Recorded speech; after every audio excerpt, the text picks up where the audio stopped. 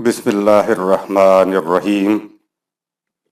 مطالبہ الفرقان، سورہ الرحمن، مکی، نمبر 55، آیت نمبر 33۔ قرآن مجید کی تفسیر خود قرآن مجید سے از علامہ غلام احمد پرویز صاحب، اخذ و تلخیص محمد اکبر دیکشت بھاردواج، نظر ثانی ڈاکٹر انعام الحق۔ سورہ الرحمن، آیت نمبر 33۔ يا معشر الجن والإنس إن استطعتم أن تنفذوا من أقطار السماوات والأرض فانفذوا لا تنفذون إلا بسلطان۔ اے مہذب اور غیر مہذب انسانی آبادی کے گروہوں، اگر تم خدا کی گرفت سے بچ جانے کا خیال رکھتے ہو تو یہ اسی صورت میں ممکن ہے کہ تم کائنات کی حدود سے باہر نکل جاؤ، اور یہ ممکن نہیں ہے۔ اگر تم سمجھتے ہو کہ تم ایسا کر سکتے ہو تو ذرا کوشش کر کے دیکھو۔ کائنات سے باہر خدا کی طرف سے پروانہ راہداری اتھارٹی کے بغیر تم نہیں جا سکتے، اور یہ راہداری کسی کو نہیں مل سکتی۔ رہن سہن کے فرق کے اعتبار سے انسانوں ہی کو جن و انس کہا گیا ہے۔ کائنات میں انسان کو جو خصوصیت حاصل ہے وہ کائنات کی کسی دوسری شے کو حاصل نہیں ہے۔ اسے صاحب اختیار اور ارادہ بتایا گیا ہے۔ اس صورت میں دو گروہوں سے خطاب ہے۔ ان دو گروہوں کو یہ کہہ کر مخاطب کیا گیا کہ یا معاشر الجن والانس سے، سورہ 55 آیت نمبر 33۔ یہ جو پوری صورت میں دو گروہوں سے خطاب چلا آ رہا ہے، اس آیت میں قرآن نے خود ہی بتا دیا کہ یہ دو گروہ جن اور انس کے ہیں۔ قرآن کریم میں ایک تو من قبلو، سورہ 15 آیت نمبر 27 آیا ہے کہ انسانوں سے قبل زمین پر کسی ایسی نوع سپیسیز کو پیدا کیا جس میں حرارت کو برداشت کرنے کی صلاحیت تھی۔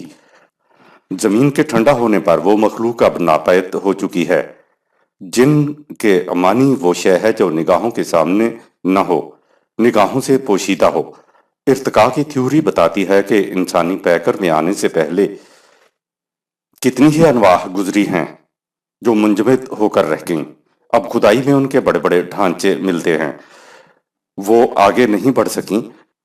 یہ جو ناپید مخلوق ہے اس کے بارے میں قرآن میں الجان، سورہ 15 آیت نمبر 27 لفظ آیا ہے۔ اس ناپید مخلوق سے ہمارا کوئی تعلق نہیں ہے۔ ہمارے ہاں تو جنات کا ایک توہم پرستانہ عقیدہ ہے کہ جن وہ ہوتے ہیں جو چمٹ جاتے ہیں۔ ہسٹیریا کی مریض بچیوں پر جب دورہ پڑتا ہے تو سمجھا جاتا ہے کہ اس کو جن چمٹ گیا ہے۔ پھر جن نکالنے والے آتے ہیں جو مار مار کر ادمغا کر دیتے ہیں، اور بعض اوقات تو جان سے ہی مار دیتے ہیں۔ جن تو جان سے نہیں مارتا، لیکن یہ جن نکالنے والے جان نکال دیتے ہیں۔ یہ توہم پرستیاں ہیں۔ اس وقت کرۂ ارض کے اوپر کوئی ایسی مخلوق نہیں ہے جو آ کر انسانوں کو چمٹ جائے اور محیر العقول کرشمے دکھاتی پھرے۔ عربوں کے ہاں چمٹ جانے والی مخلوق نہیں ہے۔ اس زمانے میں عربوں کے ہاں دو قسم کی آبادیاں تھیں، بلکہ اب بھی ہیں۔ وہاں شہر ہی مکہ، مدینہ اور طائف تھے۔ یہ شہر بھی ہمارے قصبوں یا گاؤں جیسے ہی تھے۔ باقی ساری آبادی گاؤں اور قصبوں سے دور جنگلوں، صحراؤں اور پہاڑوں میں رہتے تھے۔ انہی کے لیے لفظ خانہ بدوش ہے۔ جب کہیں پانی ختم ہو جاتا وہ کہیں اور چلے جاتے تھے۔ ان کی رہائش کا انداز یہ تھا کہ میل ہاویل تک چلے جائیے تو کہیں کوئی متنفس نظر نہیں آتا تھا۔ انسان تو ایک طرف رہا، کوئی جاندار نظر نہیں آتا تھا۔ ہمارے ہاں کے خانہ بدوش بھی تو اب شہروں میں آبسے ہیں، ورنہ ان کی جھونپڑیاں شہروں سے دور ہوتی تھیں۔ کچھ سال پہلے تک ہمارے ہاں یہ لوگ دور جنگلوں میں رہا کرتے تھے، اور شہروں میں یہ بندر نچانے، کوئی ریچھ کا تماشا دکھانے، کوئی گھوگھو گھوڑا، مٹی کے کھلونے، چھاج، چھلنیاں اور چھوٹے موٹے چاقو وغیرہ لاتے تھے اور شہری آبادی کے ہاتھ فروخت کر دیا کرتے تھے، اور ضرورت کی اشیاء شہر سے خرید لے جاتے تھے۔ یہ بھی عربوں کی طرح خانہ بدوش ہی تھے۔ جہاں انہیں روزگار ملتا وہاں یہ چلے جاتے تھے۔ عرب میں یہ خانہ بدوش قبائل خاصی تعداد میں تھے، بلکہ شہری آبادی کو چھوڑ کر سارے یہی تھے۔ ان کی تہذیب و تمدن، معاشرت اور معیشت الگ تھی۔ شہری زندگی کے انسانوں کے مقابلے میں یہ بالکل مختلف قسم کے انسان نظر آتے تھے۔ عربوں کے ہاں ان قبائل کو جو نگاہوں سے اوچھل دور آبادیوں میں، دور جنگلوں اور صحراؤں میں رہتے تھے، ان کو وہ جن کہتے تھے، اور جو ایک دوسرے کے ساتھ اکٹھے مل کر مستقل طور پر گاؤں قصبوں میں رہتے تھے، ان کو وہ انس کہتے تھے۔ لہٰذا جہاں قرآن حکیم میں جن و انس کے الفاظ آئیں گے، اس کے معنی ہوں گے خانہ بدوش آبادی کے انسان اور شہری آبادی کے انسان۔ ہم بھی پہلے دیہاتی آبادی اور شہری آبادی کو الگ الگ شمار کیا کرتے تھے۔ دونوں آبادیوں کے رہن سہن میں بڑا فرق ہوا کرتا تھا۔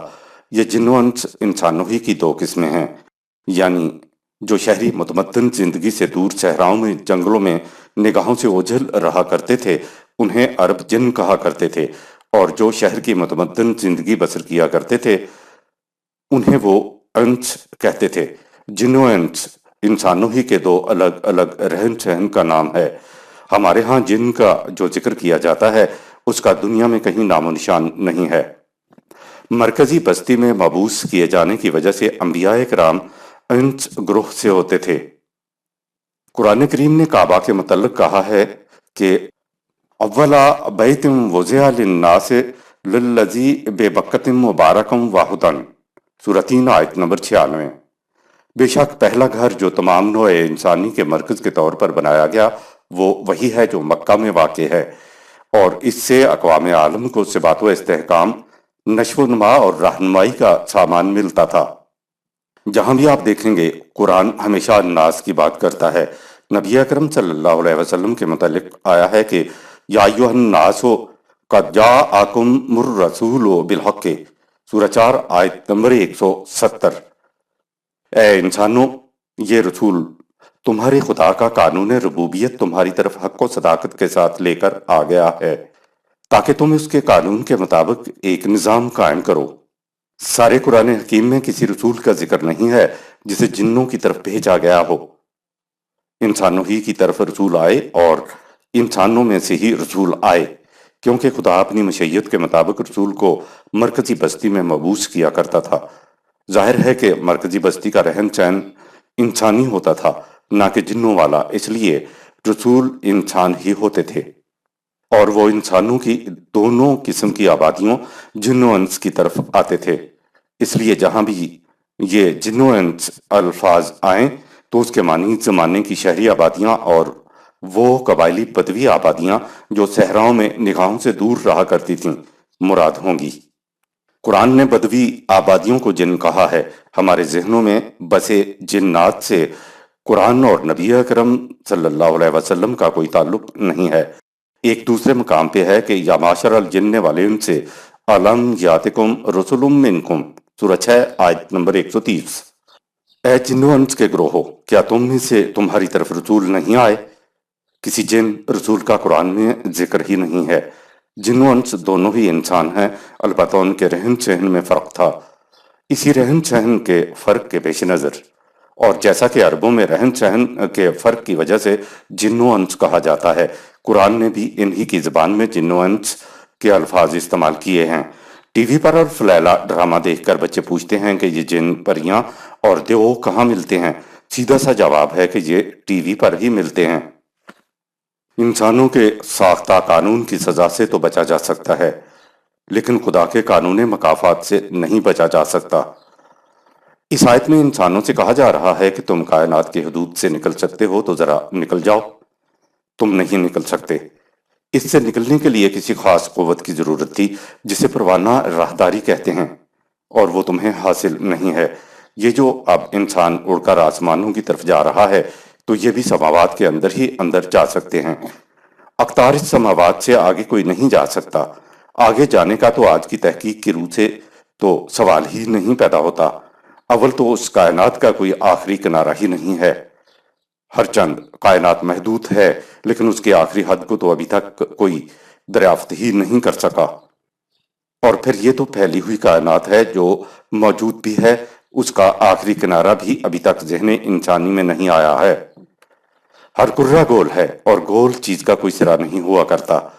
اسی طرح زمین کا بھی کوئی سرا نہیں ہے۔ اس لیے کہا کہ کائنات کی حدود سے آگے جانا تمہارے بس کی بات نہیں ہے۔ اس آیت میں بدوی، جن اور شہری انسان دونوں گروہ سے کہا کہ تم اس کائنات کی حدود سے آگے نہیں نکل سکتے۔ یہ کیوں کہا گیا؟ اس بات کو اگلی آیت سورہ 55 آیت 35 نے صاف کر دیا ہے جو آگے آ رہی ہے۔ تم نے جو قوانین خداوندی کے خلاف زندگی بسر کرتے ہو، اس کے نظام ربوبیت کو تم نے سلب کر رکھا ہے، اور ایک دوسرا نظام تم نے قائم کر رکھا ہے اور قوت بھی فراہم کر رکھی ہے، جس کی بنا پہ تم یہ سمجھتے ہو کہ ہمیں کوئی پوچھنے والا نہیں ہے، ہماری گرفت نہیں ہو سکتی۔ کہا کہ تم یہ کیوں سمجھتے ہو کہ تم اقطار السماوات والا ارض، سورہ 55 آیت نمبر 33، یعنی ہمارے قانون مکافات عمل کی گرفت سے نکل کر کہیں اور آگے چلے جاؤ گے اور پکڑے نہیں جاؤ گے، حالانکہ خدا کا اقتدار تو اقطار السماوات والا ارض، سورہ 55 آیت نمبر 33 کو محیط ہے۔ سنو، تم نہیں نکل سکتے۔ اس کے لیے ہماری طرف سے عطا کردہ قوت یا پروانہ راہداری کی ضرورت تھی، وہ تمہیں حاصل نہیں ہے، تو تم اپنے ہاں کے نظام عدل یا نظام تفتیش سے تو باہر جا سکتے ہو، لیکن تم کائنات کی سرحد پار نہیں کر سکتے جس میں صرف ہمارا ہی اقتدار ہے۔ یہ خدا کے قانون مکافات کی گرفت یا اس کی حدود فراموشیوں کی طرف اشارہ ہے جو بڑا ہی حسین اور بلیغ انداز لیے ہوئے ہے۔ جاؤ، تم کہاں جاتے ہو؟ تم ہماری گرفت سے باہر نہیں جا سکتے۔ اگر مجرموں کو یہ یقین ہو جائے کہ پکڑا نہیں جاؤں گا تو مجرموں کی جرتیں بے باک ہو جاتی ہیں، لیکن خدا کا قانون مکافات تو ایسا نہیں ہے کہ تم اس کی گرفت میں نہ آؤ اور تمہیں سزا نہ ملے۔ آیت نمبر 34۔ فَبِأَيِّ آلَاءِ رَبِّكُمَا تُكَذِّبَانِ؟ تو تم دونوں مہذب اور غیر مہذب گروہ ہو، خدا کی کس کس قدرت اقتدار اتھارٹی کو جھٹلاؤ گے؟ آیت نمبر 35۔ يُرْسَلُ عَلَيْكُمَا شُوَاظٌ مِّن نَّارٍ وَنُحَاسٌ فَلَا تَنتَصِرَانِ۔ اگر تم نے خدا کے نظام ربوبیت کی مخالفت کی تو نتیجے میں تم پر تباہیوں کی آگ کے شعلے اور دھوئیں کا غبار اس طرح چھا جائے گا کہ تم اس مصیبت سے اپنے آپ کو بچا نہیں سکو گے۔ مرنے کے بعد جنت و جہنم برحق، لیکن یہ اسی دنیا سے شروع ہو جاتی ہیں۔ مخالفین کے ذہن میں تھا کہ ہم نکل جائیں گے، یہاں سے دور چلے جائیں گے، گرفت میں نہیں آئیں گے۔ کہا کہ اس سے بچنے کا سوال ہی نہیں ہے کہ وہ ہماری گرفت میں نہیں آئیں گے۔ ہمارے ہاں تو سمجھا جاتا ہے کہ جو کچھ ہوگا وہ مرنے کے بعد قیامت میں ہوگا، اس دنیا میں کچھ نہیں ہوگا، حالانکہ قرآن کے مطابق جنت اور جہنم اسی دنیا سے شروع ہو جاتی ہے۔ قرآن مجید کے مطابق جنت یا جہنم مرنے کے بعد ملے گی، تو یہ چیز برحق ہے۔ آخرت پر ہمارا ایمان ہے، آخرت کا جہنم، آخرت کی جنت، جو بھی قرآن مجید نے کہا ہے اس پر ہمارا ایمان ہے، لیکن محض اتنی بات نہیں ہے کہ جو کچھ ہوگا وہاں ہوگا، یہاں نہیں ہوگا۔ قرآن کی روح سے یہیں سے جہنم شروع ہو جاتی ہے، یہیں جنت مل جاتی ہے۔ قرآن میں ہے کہ وَإِنَّ جَهَنَّمَ لَمُحِيطَةٌ بِالْكَافِرِينَ، سورہ 9 آیت نمبر 49۔ جہنم تو انہیں چاروں طرف سے اب بھی اسی دنیا میں گھیرے ہوئے ہے۔ دوسری جگہ ہے وَمَا هُمْ عَنْهَا بِغَائِبِينَ، سورہ 82 آیت نمبر 16۔ انہیں جہنم نہیں نظر آ رہا، لیکن جہنم کی نگاہ سے یہ اس وقت بھی اوجھل نہیں ہے، یہ جہنم کی نگاہوں کے سامنے ہے۔ ایک اور مقام پہ ہے کہ نار اللہ الموقدۃ التی تطلع علی الافئدۃ، سورہ 104 آیات 6 تا 7۔ خدا کی بھڑکائی ہوئی آگ ہے جو دلوں کو لپیٹ لیتی ہے۔ ہماری زندگی جس جہنم میں گزر رہی ہے اس کی آگ دلوں کو لپیٹ لیتی ہے۔ آج کوئی ایسا دل جس سے سکون میسر ہو، جنہیں ہم بظاہر بڑا خوشحال، مرفع الحال، نہایت کامیابی کی زندگی بسر کرتے ہوئے دیکھتے ہیں، ان کے بھی دلوں کے اندر جھانک کر دیکھیے، شعلے بھڑکتے ہوئے نظر آئیں گے۔ جس عذاب کی کیفیت یہ ہو کہ اس کے شعلے دلوں کو گھیر لیں، اس سے بچ کر نکل جانے کی صورت کیا ہو سکتی ہے؟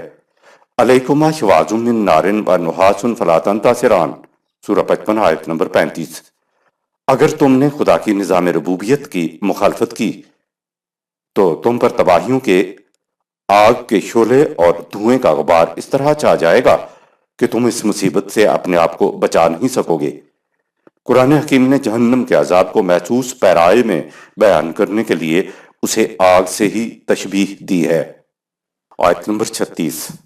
فَبِأَيِّ آلَاءِ رَبِّكُمَا تُكَذِّبَانِ، تو تم دونوں مہذب اور غیر مہذب گروہوں خدا کی کس کس قدرت اقتدار یعنی گرفت کو جھٹلاؤ گے۔ آیت نمبر 37۔ فَإِذَا انشَقَّتِ السَّمَاءُ فَكَانَتْ وَرْدَةً كَالدِّهَانِ،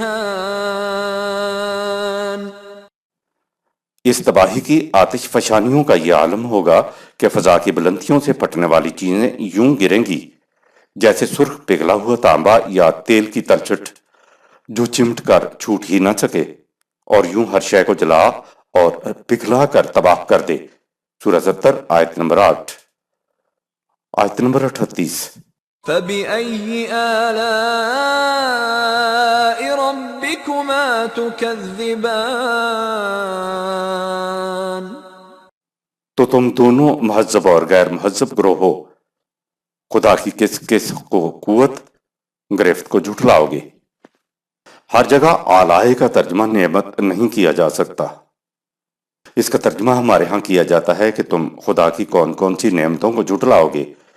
اوپر آیات میں تو واقعی نعمتیں تھیں، لیکن یہاں تو کہا گیا ہے کہ چاروں طرف تمہیں آگ کے شعلے لپیٹ رہے ہوں گے اور تم اس کے اندر جھلس رہے ہوں گے، اور اس کے بعد کہا فَبِأَيِّ آلَاءِ رَبِّكُمَا تُكَذِّبَانِ، سورہ 55 آیت نمبر 36۔ تو یہ ترجمہ کہ تم خدا کی کون کون سی نعمتوں کو جھٹلاؤ گے قطعاً درست نہیں ہے۔ ہم نے اوپر کہا تھا کہ آلائے کے معنی نعمت ہی نہیں ہے، اس کے معنی قوت و اقتدار بھی ہیں۔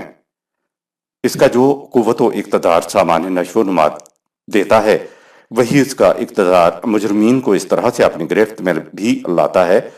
مضمون کی مناسبت سے ترجمہ کرنے سے آیت کے معنی واضح ہو جاتے ہیں۔ جہاں بھی یہ الفاظ آئیں گے وہاں دیکھنا ہوگا کہ اس جگہ ان الفاظ کے کیا معنی ہوں گے، ورنہ بڑی مشکل پڑ جاتی تھی کہ اگر ہر جگہ نعمت ترجمہ کیا جائے تو یہاں تو جہنم کے عذاب کا ذکر ہے جس میں جھلس رہے ہیں، چیخو پکار ہے، تو ہر جگہ آلائے کا ترجمہ نعمت نہیں کیا جا سکتا، چیخنا چلانا نعمت نہیں ہو سکتا۔ دراصل یہ خدا کی قدرت کی بات کی ہے، اس کے اقتدار کی بات ہے۔ خدا تعالیٰ کے پاس قدرت اور اقتدار دونوں ہیں، وہ اپنے اقتدار کے تحت نشو و نما دیتا ہے، اقتدار ہی کے ذریعے وہ سامان نشو و نما چھیننے والوں کو اپنی گرفت میں لاتا ہے۔ آیت نمبر 39۔ فَيَوْمَئِذٍ لَا يُسْأَلُ عَنْ ذَنبِهِ إِنسٌ وَلَا جَانٌّ، اس دن چاہے مہذب لوگ ہوں یا غیر مہذب اس کی ضرورت ہی نہ ہوگی کہ کسی سے اس کے جرائم کے متعلق سوالات کیے جائیں۔ قرآن کریم میں الفاظ کے لغوی معنی کے ساتھ ساتھ الفاظ کے مجازی معنی بھی استعمال ہوئے ہیں۔ ایک تو الفاظ کے لغوی معنی ہوتے ہیں، مثلا آتش کے معنی آگ ہیں جو جلاتی ہے، لیکن آتش کے معنی حسد بھی تو ہوتے ہیں۔ حسد آتش کے مجازی معنی ہیں۔ عربی زبان میں مجازی معنی کا عام استعمال تھا۔ قرآن کریم نے آخرت کے متعلق جو تفصیلات دی ہیں ان کے بارے میں کہا کہ کوئی آنکھ یہاں محسوس نہیں کر سکتی کہ اس کی ٹھنڈک کے لیے ہم نے وہاں کیا رکھا ہوا ہے۔ موت کے بعد عالم محسوس نہیں ہے، اس لیے ہم نہیں کہہ سکتے کہ وہاں کیفیات کیا ہوں گی، لیکن بہرحال جو کچھ محسوس چیزیں یہاں ہیں، مثلا اگر نخل یا انگور کہا ہے تو وہ اسی دنیا کی کھجور یا انگور کہا گیا ہے، لیکن مرنے کے بعد ضروری نہیں کہ وہاں اسی قسم کی یہ کھجوریں اور انار اور انگور ہوں۔ معلوم نہیں کہ مجازی طور پر وہاں ان کے کیا معنی ہوں گے، اس لیے کہا گیا ہے کہ جنت کی مثال یوں سمجھو، سورہ 13 آیت نمبر 35۔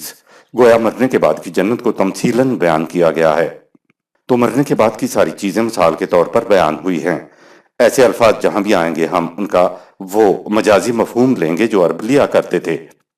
یہ جو کہا کہ آسمان پھٹ جائے گا، سرخ ہو جائے گا، اس تباہی کے آتش فشانیوں کا یہ عالم ہوگا کہ فضا سے پھٹنے والی چیزیں یوں گریں گی جیسے سرخ پگھلا ہوا تانبا تیل کی تلچھٹ جو چمٹ کر چھوٹ ہی نہ سکے، اور یوں ہر شخص کو جلا اور پگھلا کر تباہ کر دے۔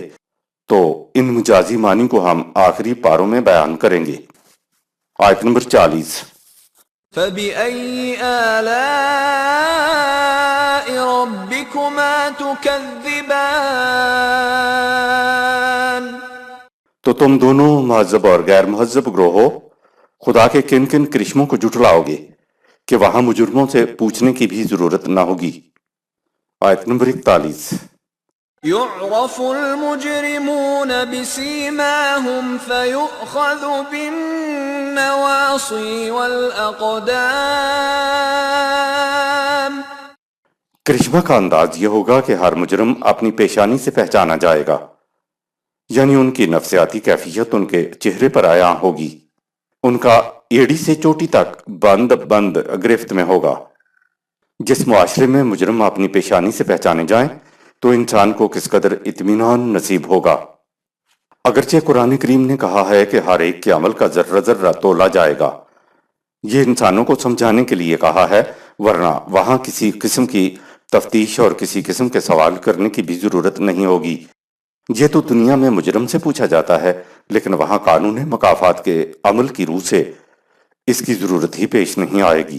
خدا کا قانون مکافات عمل خود ان کے اعمال کا نتیجہ سامنے لا کر رکھ دے گا۔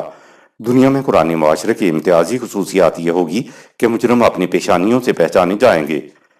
قرآنی معاشرے میں مجرم شریف انسانوں سے الگ ہو جائیں گے۔ غیر قرآنی معاشرہ میں تو پتہ ہی نہیں چلتا کہ ہمارے ساتھ چلنے والوں میں سے ہمارے دشمن اور دوست کون ہیں۔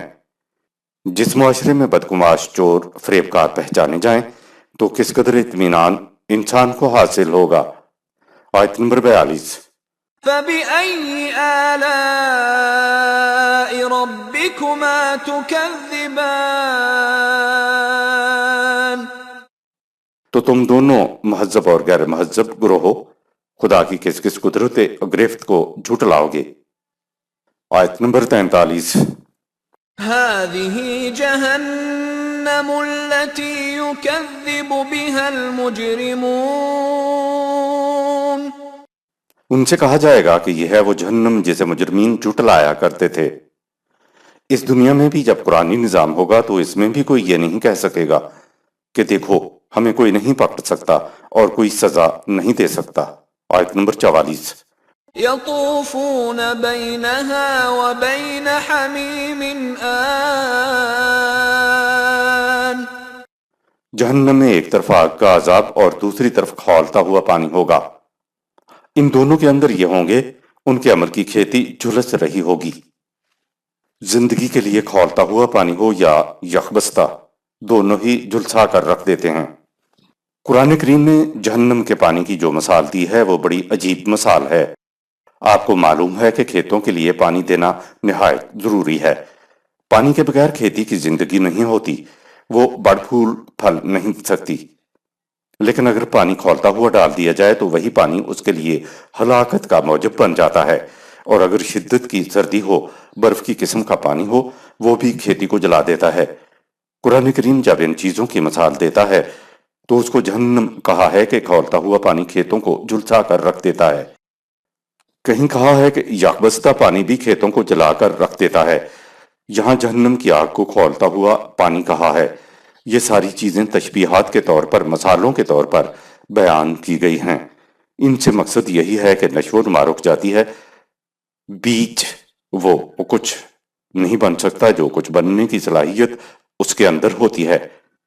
آخری پاروں میں جب یہ چیزیں آئیں گی تو ہم بتائیں گے کہ کہاں اس نے کھولتا ہوا پانی کہا ہے اور کہاں اس نے اسے یخبستہ کہا ہے۔ آیت نمبر 45۔ فَبِأَيِّ آلَاءِ رَبِّكُمَا تُكَذِّبَانِ؟ تو تم دونوں مہذب اور غیر مہذب گروہوں خدا کی کس کس قدرت گرفت کو جھٹلاؤ گے۔ آیت نمبر 46۔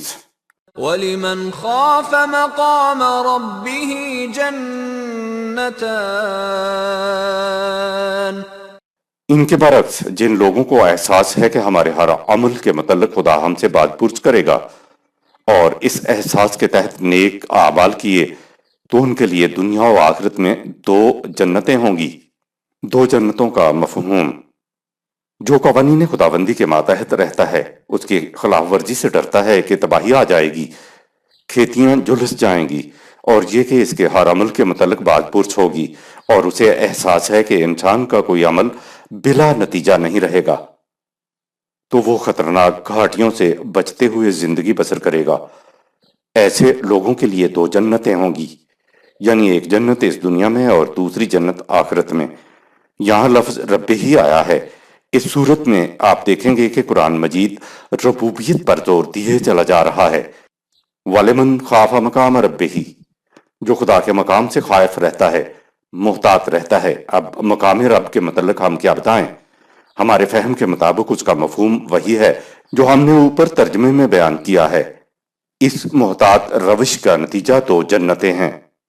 اسی دنیا کے اندر خدا کے قانون کے مطابق صحیح معاشرہ قائم ہو جائے گا، اور اس کے اندر رہ کر زندگی بسر کی جائے تو ایسی زندگی جنتی زندگی ہے، اور پھر مرنے کے بعد یہی جنتی زندگی ساتھ چلی جاتی ہے، اور وہ وہاں کی جنت۔ اس کے بعد قرآن کریم نے جنتان سورہ 55 آیت نمبر 46 کہا ہے، اور پھر اگلی آیت ہے آیت نمبر 47۔ فَبِأَيِّ آلَاءِ رَبِّكُمَا تُكَذِّبَانِ؟ یہ آسائشیں اور نعمتیں اس کی قدرت کے کرشمے ہیں، تو تم دونوں مہذب اور غیر مہذب گروہو، بتاؤ ان میں سے کس کس قدرت کو جھٹلاؤ گے؟ آیت نمبر 48۔ ذَوَاتَا أَفْنَانٍ، دونوں جنتی معاشرے بہت سے علوم و فنون کے مراکز ہوں گے۔ دونوں جنتوں میں علوم و فنون و تغیرات اور سامان نشو و نما کا ہر لمحہ ایک نیا تماشا نگاہوں کے سامنے ہوگا۔ یہ جنتان سورہ 55 آیت نمبر 46 کے متعلق وضاحت ہے کہ دونوں جنتیں مختلف علوم و فنون کا مرکز ہوں گی۔ جنت میں وہی 5-7 چیزیں نہیں ملیں گی جو قرآن نے گنائی ہیں۔ لگی بندی چیزیں کسی کو 4 دن دی جائیں تو انسان اکتا جاتا ہے۔ آدمی روز مرغی کا گوشت نہیں کھا سکتا، بور ہو جاتا ہے۔ نہیں، ایسا نہیں ہے، کہا ذواتا افنان سورہ 55 آیت نمبر 48۔ افنان سے ہی تو ہمارے ہاں لفظ فن بولا جاتا ہے۔ آپ نے علوم و فنون تو سنے ہوں گے، یہ اسی فنان کی جمع ہے۔ انسان تغیر چینج چاہتا ہے۔ خدا کی ربوبیت کی کیفیت ہے ذواتا افنان سورہ 55 آیت نمبر 48۔ وہ ہر قسم کے فنون کی ایک دنیا ہوگی، جو خزاں کے بعد شاخیں نکلتی ہیں، اور ہر نئی شاخ میں نئے قسم کے پھول آئیں تو عربوں کے ہاں ان کو فنون کہتے ہیں۔ جنت میں ملنے والی چیزوں سے انسان بور نہیں ہوگا، اسے سامان نشو و نما ہر آن ایک نئی شان کے ساتھ ملے گا۔ یہ دونوں جنتیں اکتا دینے والی جامد قسم کی نہیں ہوں گی۔ زندگی تو ہر آن ایک تغیر چاہتی ہے، یعنی ہر قسم کے فنون، ہر قسم کے علوم، ہر قسم کے تغیرات، بشرطے کہ وہ قوانین خداوندی کے مطابق ہوں۔ جنتان سورہ 55 آیت نمبر 46 اور ذواتا افنان سورہ 55 آیت نمبر 48 نے یہاں کی جنت اور وہاں کی جنت دونوں کے متعلق بتا دیا کہ وہ اکتا دینے والی نہ ہوگی۔ وہاں ہر آن فنون تغیرات کو یوں سمجھو کہ ہر لمحہ ایک تماشا نگاہوں کے سامنے والی کیفیت ہوگی۔ آیت نمبر 49۔ فَبِأَيِّ آلَاءِ رَبِّكُمَا تُكَذِّبَانِ؟ تو تم دونوں مہذب اور غیر مہذب گروہو، بتاؤ کہ اپنے رب کی کن کن قدرت اقتدار کے کرشموں کو جھٹلاؤ گے۔ آیت نمبر 50۔ فِيهِمَا عَيْنَانِ تَجْرِيَانِ، ان دونوں جنتی معاشروں میں فیض کے چشمے جاری ہوں گے۔ دنیا کی جنتی زندگی میں صاف و شفاف میٹھا پانی ملے گا، جبکہ اخروی زندگی میں اس کو تمثیلاً لیا جائے۔ 2 جنتوں کے بارے میں اوپر تھا کہ دونوں جنتیں مختلف علوم و فنون کا مرکز ہوں گی، سورہ 55 آیت نمبر 48۔ اس آیت میں 2 جنتوں کے بارے میں پانی کی سہولت کا ذکر آیا ہے۔ یہ یاد رہے کہ جہاں کہیں جہنم کا ذکر آئے گا تو ہم اس کو جہنمی زندگی کہیں گے، اور جب جنت کا ذکر آئے گا تو ہم اس کو جنتی زندگی کہیں گے۔ صرف جنت اور جہنم کہا جائے تو ایک مخصوص مقام ہمارے ذہن میں آ جائے گا۔ ہم محسوسات کے خوگر محدود ذہن رکھنے والے انسان ہیں، اس لیے جب تک محسوس طور پر کوئی چیز سامنے نہ آئے انسان اس کا تصور نہیں کر سکتا۔ قرآن نے جنت کے متعلق کہا کہ مثل الجنت التی، سورہ 13 آیت نمبر 35۔ جنت کی مثال یوں ہے، گویا جنت سے متعلق سارے بیانات تمثیلی ہیں۔ جنتی زندگی تو ہماری سمجھ میں آ ہی نہیں سکتی کیونکہ جنتی زندگی کبھی ہمیں نصیب ہی نہیں ہوئی۔ البتہ جہنمی زندگی کہنے سے بات سمجھ میں آ جاتی ہے، وہ اس لیے کہ ہم جہنمی زندگی میں رہ رہے ہیں۔ شاید ہی کوئی سعادت مند فرد ایسا ہوگا جس کے دل کو آگ کی شعلوں نے لپیٹ نہ رکھا ہو، یعنی وہ دل گرفتگی اور افسردگی کا شکار نہ ہو۔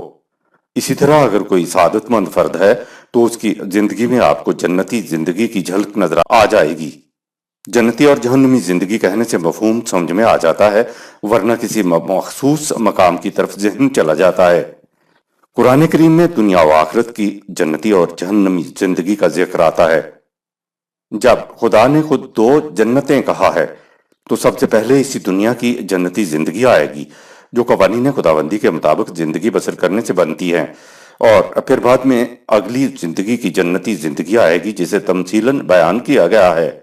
جنت میں جن سہولتوں کا ذکر قرآن کریم میں ہے وہ دنیا کی جنتی زندگی میں وہی مراد ہوں گی جو ہم اس دنیا سے میں مراد لیتے ہیں، لیکن اخروی جنت میں ان سہولتوں کا مفہوم ہم مثال کے طور پر لیں گے۔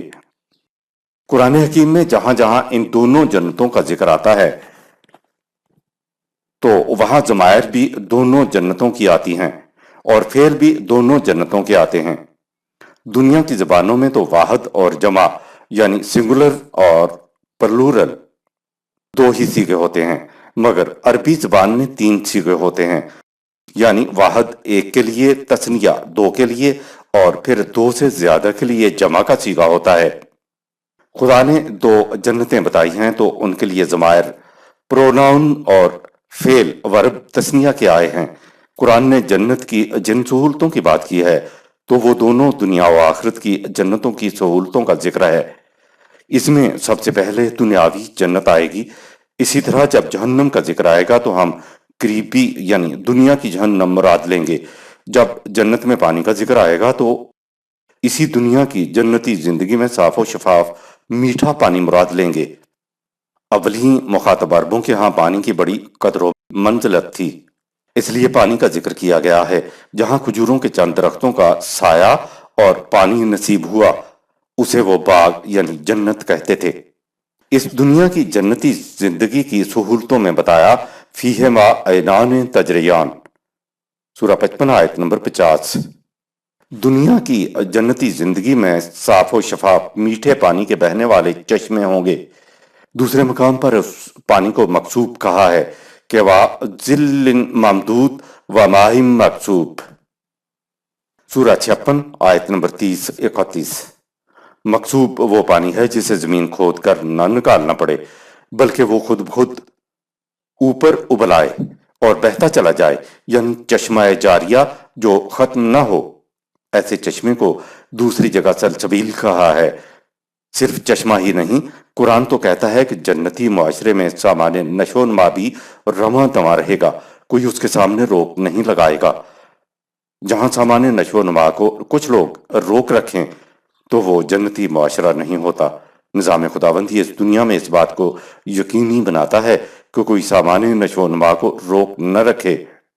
آیت نمبر 51۔ فَبِأَيِّ آلَاءِ رَبِّكُمَا تُكَذِّبَانِ؟ تو تم دونوں مہذب اور غیر مہذب گروہ ہو، بتاؤ کہ اپنے رب کی کن کن قدرتوں اور نعمتوں کو جھٹلاؤ گے۔ آیت نمبر 52۔ فِيهِمَا مِن كُلِّ فَاكِهَةٍ زَوْجَانِ، دونوں جنتوں میں قسم قسم کے انواع و اقسام کے لطیف اور لذیذ پھل کی فراوانیاں ہر ایک کی ضروریات پوری کرنے کے لیے عام ہوگی۔ دونوں جنتوں میں نعمائے خداوندی گنائی جا رہی ہیں۔ فَبِأَيِّ آلَاءِ ربكما تكذبان تو تم دونوں مہذب اور غیر مہذب گروہوں، بتاؤ کہ اپنے رب کی قدرتوں کے تحت ملنے والی کن کن نعمتوں کو جھٹلاؤ گے۔ آیت نمبر 54۔ متكئين على فرش بطائنها من استبرق وجنى الجنتين دان دونوں جنتی معاشروں میں رہنے والے اعلیٰ درجہ کے فرشوں پر ایسے تکیے لگائے بیٹھے ہوں گے جن کے استر تک تبیض ریشم کے ہوں گے، اور دونوں جنتوں میں پھل ان کی پہنچ میں ہوں گے۔ دنیاوی جنت کا تسلسل مرنے کے بعد اخروی جنت سے جا ملتا ہے۔ اس آیت میں بھی دنیا و آخرت کی جنتوں کی سہولتوں کا ذکر ہے۔ اعلیٰ درجے کے فرشوں پر بیٹھے ہوں گے سے مراد ہے قالینوں کے اوپر فرشی نشستیں، جن پر بیٹھنے والوں کے لیے ٹیک لگانے کے لیے تکیے بھی ہوتے ہیں۔ صوفوں کا زمانہ آنے سے پہلے یہ فرشی نشست پر آسائش، آرام دہ اور نہایت پرتکلف شمار ہوتی تھی۔ ایک تو تکیے کے اوپر غلاف یعنی ابرا ہوتا ہے، دوسرا غلاف اندر ہوتا ہے جن کے اندر روئی بھری جاتی ہے۔ اندر والے کو استر اور عربی میں استبرا کہتے ہیں۔ کہا کہ اوپر ابرے کی بات تو چھوڑیے کہ وہ کیا ہوں گے، ان کے تو تکیوں کے استر تک بھی دبیز ریشم، اطلس و حریر کے ہوں گے۔ دونوں کے ثمرات ایک دوسرے سے ملے ہوئے ہوں گے۔ یہ وہی چیز ہے کہ زندگی ایک تسلسل کا نام ہے، یہ یہاں سے وہاں تک مسلسل چلتی ہے۔ حال کی زندگی اور مستقبل کی زندگی یعنی یہاں اور وہاں کی زندگی میں کوئی بعد اور فاصلہ نہیں ہوتا۔ حسن عمل کے جو نتائج ہم کہتے ہیں کہ جنت میں آخرت میں جا کر نکلیں گے، قرآن مجید کی روح سے وہ نتائج اس دنیا کے اندر نکلیں گے، اور یہ نتائج یہاں کی جنتی زندگی ہوتی ہے۔ اس لیے حال اور مستقبل میں کچھ فرق نہیں ہو سکتا۔ نشو و نما یافتہ ذات یہاں بھی سکون و اطمینان سے رہتی ہے، اور اس کی یہی کیفیت وہاں بھی ہوگی۔ اس قسم کے افراد کی اجتماعی زندگی یہاں بھی آسائشوں اور فراوانیوں کی ہوتی ہے، اور وہاں بھی یہاں کی جنت کے گوشے مسلسل وہاں کی جنت سے جا ملتے ہیں۔ آیت نمبر 55۔ فَبِأَيِّ آلَاءِ رَبِّكُمَا تُكَذِّبَانِ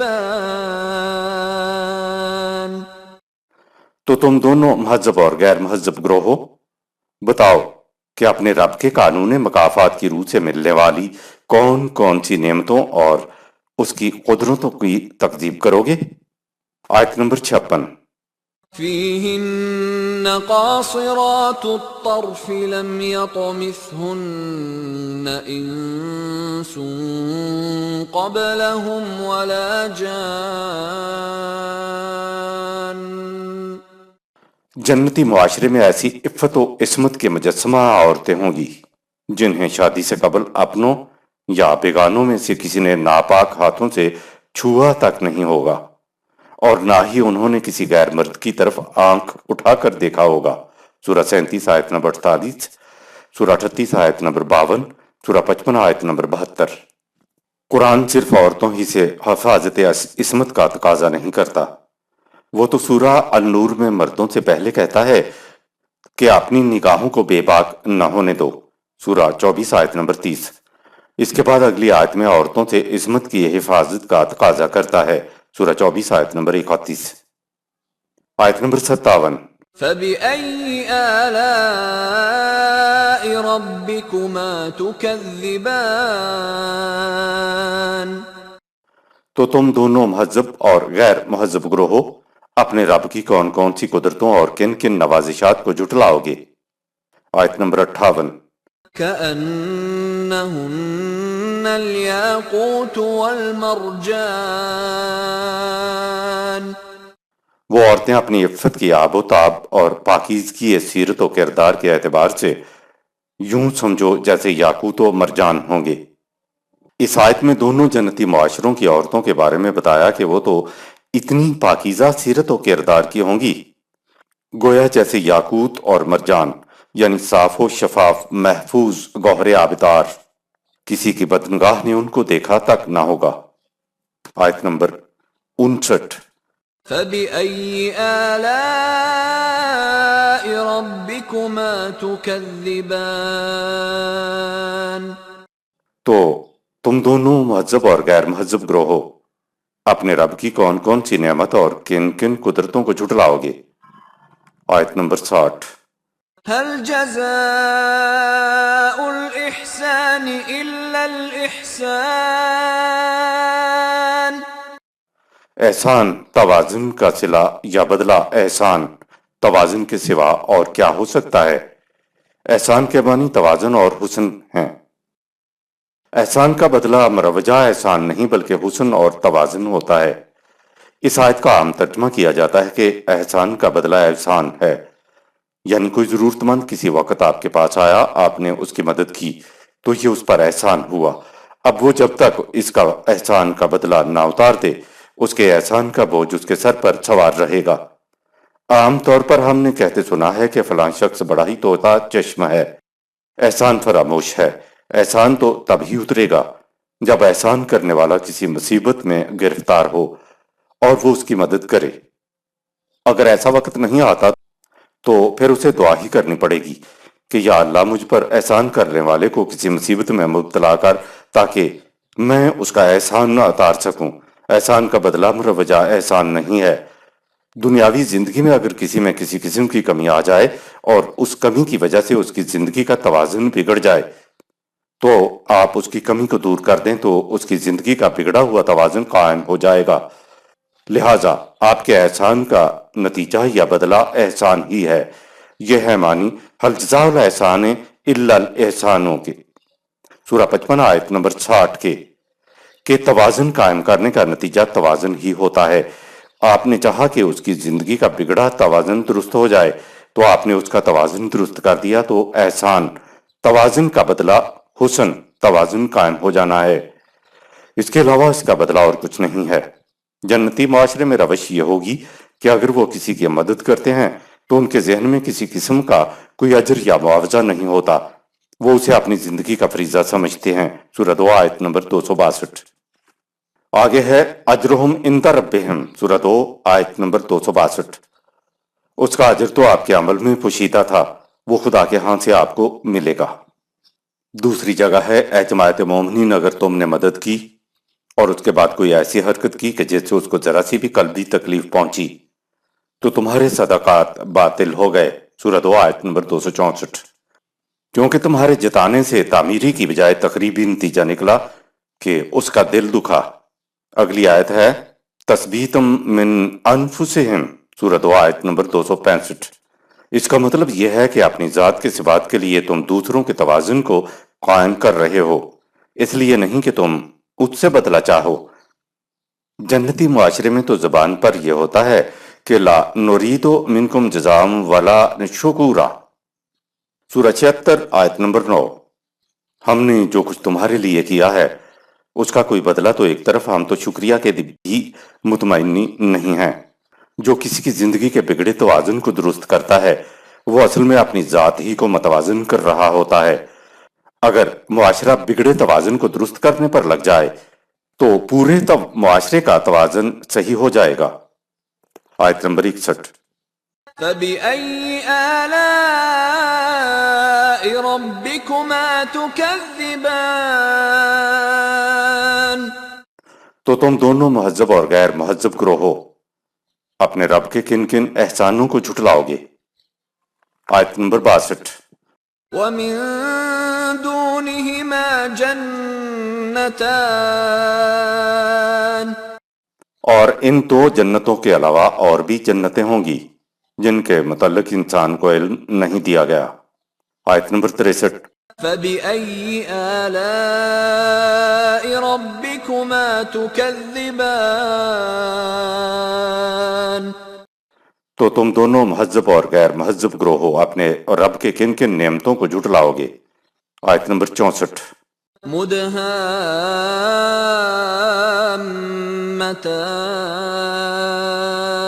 مُدْهَامَّتَانِ یہ جنتیں بھی بڑی سرسبز و شاداب ہوں گی۔ دنیا و آخرت کی دو جنتوں، سورہ 55 آیت 46 کے علاوہ دیگر جنتیں بھی سرسبز و شاداب ہوں گی۔ آیت نمبر 65۔ فَبِأَيِّ آلَاءِ ربكما تكذبان تو تم دونوں مہذب اور غیر مہذب گروہوں اپنے رب کے کن کن رحمتوں اور نعمتوں کو جھٹلاؤ گے؟ آیت نمبر 66۔ فيهما عينان نضاختان ان میں ایسے چشمے ہوں گے جو اپنے زور درون سے اوپر کی طرف ابل رہے ہوں گے۔ انسانی زندگی مادی سواحل سے آزاد ہو کر اپنے زور درون سے بلند بھی ہوگی اور آگے بھی بڑھے گی۔ دوسرے مقام پہ ایسے چشموں کو عین جاریہ سورہ 88 آیت نمبر 12 کہا ہے، جن کا پانی بہتا ہوا چلا جائے، ان کے سامنے کوئی بند نہ ہو۔ اس دنیا میں تو زندگی ذات مادی سواحل جسم کے اندر ہی نشو و نما پا سکتی ہے، لیکن مرنے کے بعد ذات کو مادی سواحل کی ضرورت نہ رہے گی، اور پھر نشو و نما یافتہ انسانی ذاتیں اپنے زور درون سے ارتقائی منازل طے کرتی ہوئی آگے بڑھتی ہوئی اور بلند ہوتی ہوئی رواں دواں رہیں گی۔ اگر مادی سواحل کے اندر ہی زندگی ہمیشہ رہے تو یہ محدود اور مقید ہو کر رہ جائے گی۔ استعارے کے طور پر انسانی ذات کی زندگی کے ہی یہ چشمے ہیں جو فواروں کی طرح ابل کر بلندی کی طرف جائیں گے، اور انسانی ذات آب رواں کی طرح آگے بھی بڑھے گی۔ آیت نمبر 67۔ فبأي آلاء ربكما تكذبان تو تم دونوں مہذب اور غیر مہذب گروہوں اپنے رب کے کن کن قدرتوں اور نعماء کو جھٹلاؤ گے؟ آیت نمبر 68۔ فيهما فاكهة ونخل ورمان تر و تازہ پھل، کھجوریں، انار، یعنی ہر قسم کا تر و تازہ سامان زیست بافرات ہوگا۔ یہاں پھر وہ دو جنتوں کی تفصیل آ گئی کہ یہ کچھ ملیں گی، یعنی کثرت سے سامان حیات ملے گا۔ آیت نمبر 69۔ فبأي آلاء ربكما تكذبان تو تم دونوں مہذب اور غیر مہذب گروہوں اپنے رب کے کن کن نعمتوں کو جھٹلاؤ گے؟ آیت نمبر 70۔ فيهن خيرات حسان ان میں ایسی عورتیں مرد ہوں گی جو حسین صورت و سیرت دونوں صفات کے حامل ہوں گی۔ جنتی عورتیں اور مرد دونوں حسن صورت اور حسن سیرت و کردار دونوں سے مزین ہوں گے۔ آیت نمبر 71۔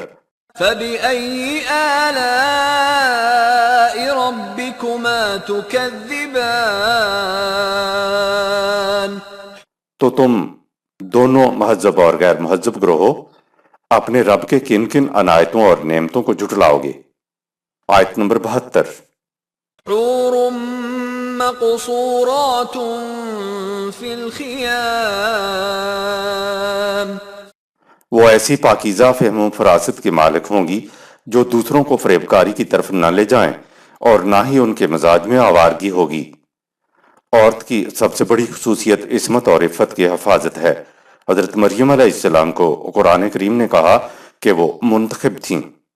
ان کا ذکر اس طرح سے کیا ہے کہ ہم بھی جب نام لیتے ہیں تو علیہ السلام کہتے ہیں۔ قرآن کریم نے حضرت مریم علیہ السلام کی ایک خصوصیت بتائی کہ اس نے غلط ماحول میں بھی اپنی عصمت کو محفوظ رکھا۔ خدا کے ہاں اس کی اتنی قدر و قیمت ہے کہ قرآن کریم نے اس کے ذکر کو اپنے اندر جگہ دی ہے۔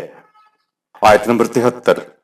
فبأي آلاء ربكما تكذبان تو تم دونوں مہذب اور غیر مہذب گروہوں اپنے رب کے کن کن نعمتوں کو جھٹلاؤ گے؟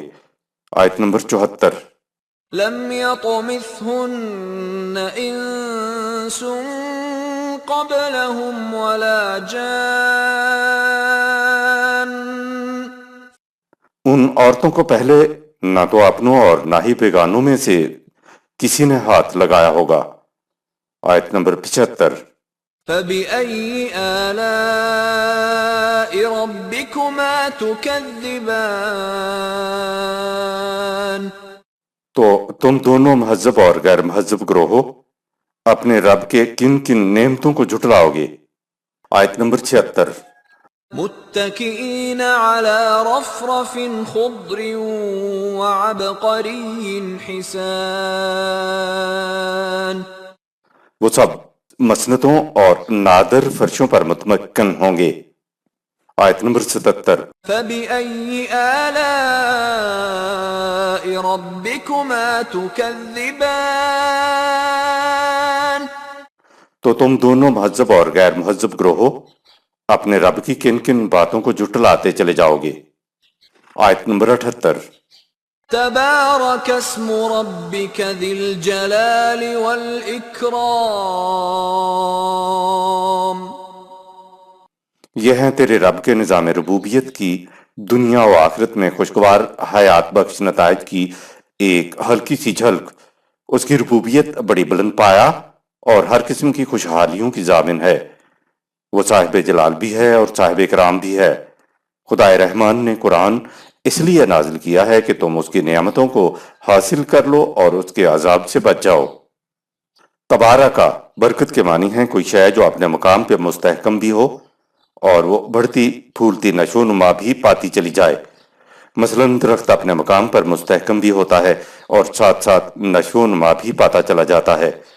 خدائے رحمان چاہتا کہ تم بھی خدا کی اس صفت کو اپنے اندر منعکس کرو تاکہ تم اپنے مقام کے اوپر مستحکم بھی رہو اور بڑھتے پھولتے پھلتے بھی چلے جاؤ۔